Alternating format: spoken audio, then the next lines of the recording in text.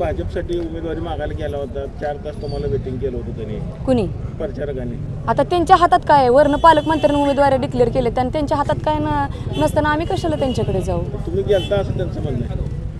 हे बघा, उमेदवारी देणं त्यांच्या हातातच नाही. जे काही उमेदवारी डिक्लेअर झालेल्या आहेत त्या आज नगराध्यक्ष पदाच्या असू द्या किंवा साध्या नगरसेवकाच्या पण उमेदवाऱ्या ज्या झाल्या त्या वरून पातळीवरून झाल्या आहेत. त्यांच्या हातात काही नव्हतं, त्यांच्याकडून कुठलीही उमेदवारी डिक्लेअर झालेली नाही. भाषणात सांगितलं की तुम्ही तिथे 4 तास थांबवलं, मग तुम्हाला औषधांकडे पाठवलं, त्यांनी परत तुम्हाला मुख्यमंत्र्यांकडे. नाही. हे बघा, माझी उमेदवारी लोकांच्यातनं आलेली आहे. लोकांनी मला ही उमेदवारी दिलेली आहे. त्यामुळं लोकांना सोबत घेऊन मी अर्ज भरलेला आहे. कुणाकडे जाऊन वेटिंग करून मी अर्ज घेतलेला नाही.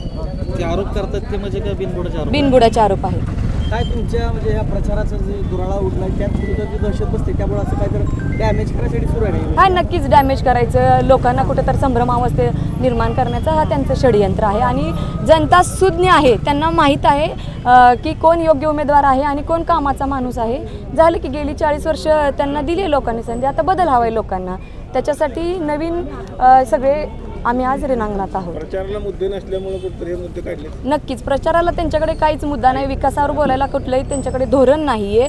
40 वर्षात खुंटलेला विकास आता पुढच्या 5 वर्षात काय करावं हे त्यांच्याकडे कुठलंच व्हिजन नाही आहे. त्याच्यामुळे कुठंतरी बिनबुडाचे आरोप करून लोकांच्या मध्ये संभ्रम निर्माण करण्याचं त्यांचं हे षडयंत्र आहे.